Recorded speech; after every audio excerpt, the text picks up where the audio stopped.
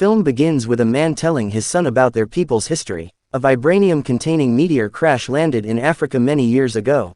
5 tribes began fighting over the vibranium until one of the shamans spoke to the panther god Bast and consumed a herb that empowered him to become the first Black Panther. The man united the tribes to form the nation of Wakanda, allowing him to ascend to the throne. The Jabari tribe, on the other hand, chose to seek refuge in the mountains, separating themselves to the other tribes. The Wakandans used vibranium to create powerful technology and chose to isolate themselves from the rest of the civilized world by creating a force field that conceals the nation from view. We jump to 1992 in Oakland where Njobu and James, 2 men, intend to transport weapons throughout the city. A knock is heard at the door. When James opens it, he discovers 2 Dora Milaje warriors. Njobu spots them and reveals himself to be a Wakandan. King T'Chaka, Njobu's brother, enters the room with the warriors. T'Chaka invites Njobu to return home after being dispatched to California as a spy to apprehend Ulysses Clow, but Njobu has other plans. T'Chaka then exposes that James is actually Zuri, another Wakandan spy. They discover that Njobu has stolen vibranium for himself and will return him home to stand trial for his crimes. In the present day, T'Challa is set to become heir to the throne after T'Chaka's death. Along with Okoye, a general of the Dora Milaje, he is flying over Nigeria. The plan is to find his ex-girlfriend Nakia, who is working undercover with mercenaries smuggling women and young men disguised as soldiers. T'Challa, as Black Panther, jumps out of the plane and uses Wakandan technology to eliminate the mercenaries' vans. As the goons approach T'Challa, he fights them all before finding Nakia. Later, she joins T'Challa and Okoye on their journey back home. The 3 come back to Wakanda and rejoin with T'Challa's mother Ramonda and his younger sister Shuri in order to prepare for T'Challa's inaugural ceremony as King of Wakanda.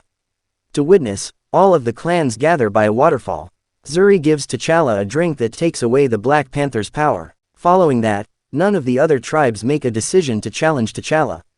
However, when the Jabari tribe appears, their leader, M'Baku, steps forward to attempt to challenge T'Challa for the throne. The 2 begins fight, with M'Baku nearly succeeding until T'Challa gains the upper hand and forces M'Baku to tap out and surrender, allowing T'Challa to rightfully claim the king. T'Challa is given another drink after the ceremony to restore his powers before being buried in sand and taken into the ancestral plane. There, he sees his father. He sobs upon seeing him, and they embrace. Then he expresses his concerns about becoming king and doing the responsible thing. T'Chaka explains to his son that even though he's a good person, it is difficult for a good person to be king. He then wakes up and expresses his gratitude for the opportunity to see his father again. In London, Eric Killmonger Stevens is admiring artifacts from African cultures at museum. He inquires of the guide about a hammer-like weapon, which she recognizes as one thing, but Killmonger corrects her and reveals it is made of Wakanda vibranium. The guide then passes out as a result of something Killmonger managed to slip into her coffee to create a distraction. Medics arrive, but they are actually Clow and his thugs. They assassinate the guards, and Killmonger grabs the weapon before fleeing with his crew. In the next scene, T'Challa and Nakia take a stroll through Wakanda's downtown. He invites her to stay at home and assist him in running things, but she declines to continue working in Wakanda. T'Challa later visits a wild rhino in a pen with his best friend Wakabi. Okoye, who is also Wakabi's lover, summons them to the palace. They talk in the palace about that robbery. And that night, Clow plans to sell the vibranium piece to an American buyer in South Korea. Wakabi wishes to join T'Challa in his search for Clow, who murdered Wakabi's parents, but T'Challa requests that he stay and keep things safe while he departs. Before the journey, T'Challa meets with Shuri, who has created a number of impressive technologies, such as sound-absorbing shoes which she refers to as sneakers, and adjustments to the Black Panther suit. It's masked as a necklace, and it absorbs every hit and converts it into kinetic energy. T'Challa, Nakia, and Okoye go undercover to a casino in Busan to find Clow and his buyer. T'Challa meets Everett Ross, who is also secretly working. He learns that Ross is the American who will be purchasing Clow's stolen artifact. They intend to apprehend him during the negotiations, but T'Challa says he will take Clow to Wakanda. The goons appear and begin their deal with the undercover Ross. His assistant takes a suitcase full of diamonds as payment for the relic, and he quickly realizes he is being set up. One of Clow's men compromises Okoye, forcing her to combat them. Clow and his men flee and ride through the streets, attracting the attention of Nakia and Okoye, which leads the two to chase them. T'Challa follows in his suit as Shuri rides a car through a representation back in Wakanda that controls an actual car on which T'Challa rides. The bad guys shoot at him, but the bullet hits give him kinetic energy, which he diverts to the baddies. Clow fires at Nakia and Okoye's car, destroying it but not killing them. He also crashes Shuri's remote car. T'Challa arrives at Clow's vehicle and rips a tire, causing him to crash. He goes to finish Clow, but Nakia reminds him that he is being watched. They arrest Clow and take him into custody. Ross investigates Clow while T'Challa and Okoye hear in via a device T'Challa settled on Ross. Clow tells Ross everything he didn't realize about Wakanda and everything it has to offer. In the meantime, Killmonger and his team set up explosives behind a wall outside. Nakia notices this on security cameras and rushes to alert everyone, but the villains blow the wall down. When they begin shooting, Ross shoves Nakia out of the way, taking a shot in the back. T'Challa rushes them but Killmonger fires at him, sending him back. T'Challa notices a ring around Killmonger's neck similar to one that owned to his grandfather as Killmonger takes Clow away. Ross is given medication to keep him calm until they arrive home. The villains proceed to a plane that Killmonger wishes to use to travel to Wakanda. Clow kidnaps Killmonger's girlfriend because he has other plans, but Killmonger kills the woman before shooting Clow. He informs Killmonger that he will not be allowed into Wakanda unless he reveals a tattoo on his lip that most Wakandans have. He then murders Clow. Back in Wakanda, W'Kabi expresses his displeasure with T'Challa for failing to bring Clow in. During the same time, Shuri is tending to Ross, who is being healed by vibranium. T'Challa then goes to find Zuri and questions him about Killmonger's possession of his grandfather's ring. Then, Zuri is forced to confess what he knew about N'Jobu. In a flashback to 1992, N'Jobu steals the vibranium in order to distribute it to other people of African descent so that they can fight back against their persecutors. N'Jobu pointed his gun at Zuri, and T'Chaka stepped in and killed him with his claws.